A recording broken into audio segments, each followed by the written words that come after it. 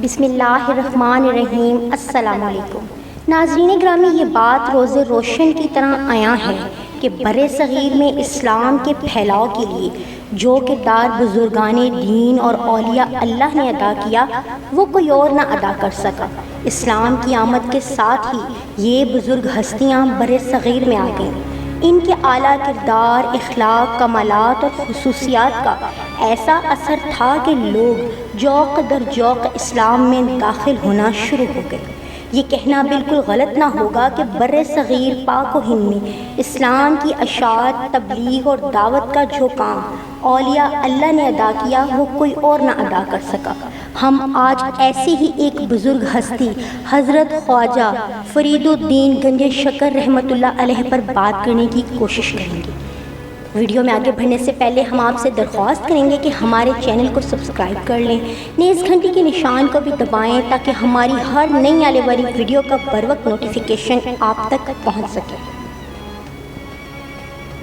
آپ کا اسم گرامی مسعود اور لقب فرید الدین تھا، مگر عام طور پر گنج شکر رحمۃ اللہ علیہ کے نام سے مشہور ہوئے۔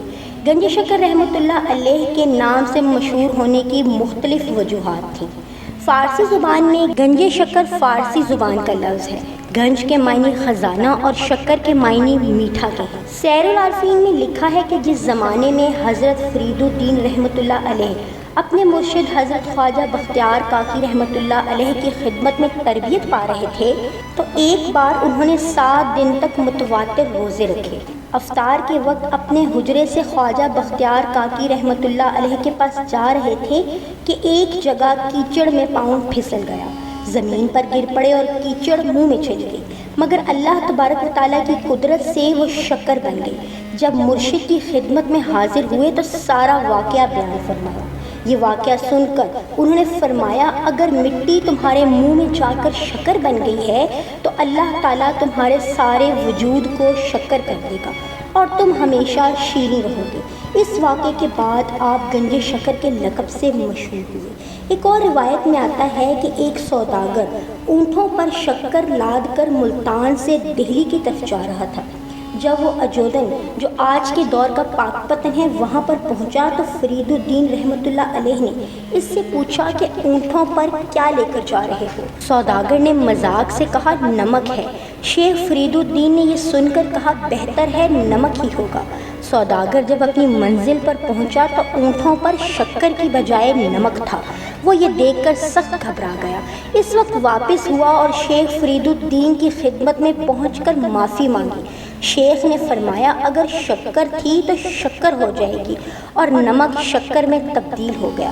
اسی طرح یہ بات بھی مشہور ہے کہ جب خواجہ فرید الدین گنج شکر چھوٹے تھے تو ان کی والدہ نے نماز کے لیے ترغیب دلانے پر انہیں فرمایا تھا کہ نماز پڑھو، اللہ تعالیٰ مصلی کے نیچے شکر رکھا کریں گے۔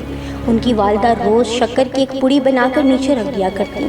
ایک دن وہ رکھنا بھول گئیں تو کیا دیکھتی ہیں کہ جب فرید الدین نماز سے فارغ ہوئے تو مصلی کے نیچے شکر ہی شکر تھی۔ حضرت خواجہ فرید الدین گنج شکر رحمۃ اللہ علیہ کی ولادت باسعادت 584 ہجری قصبہ کوہنیوال کہتوال ضلع ملتان میں ہوئی۔ آپ رحمۃ اللہ علیہ کا سلسلہ نسب خلیفہ دوم حضرت عمر فاروق رضی اللہ تعالیٰ عنہ سے جا کر ملتا ہے۔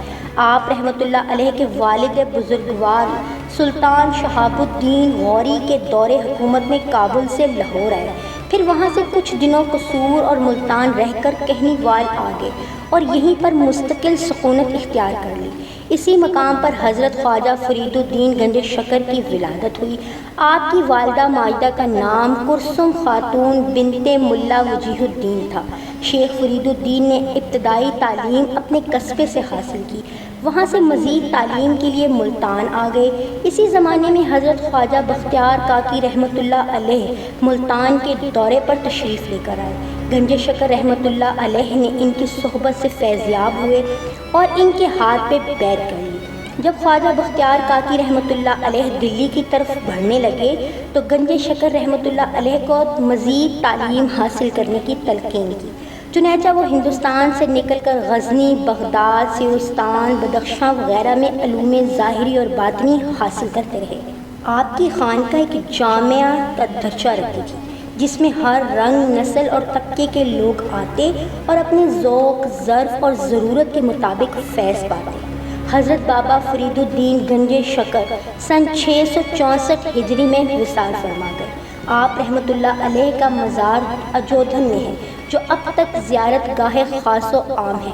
مغل شہنشاہ اکبر کو حضرت خواجہ فرید الدین گنج شکر رحمۃ اللہ علیہ کے مزار سے بڑی عقیدت تھی، اس لیے اس نے اجودھن کا نام بدل کر پاک پٹن رکھ دیا۔ آج یہ جگہ پاک پتن کے نام سے مشہور ہے۔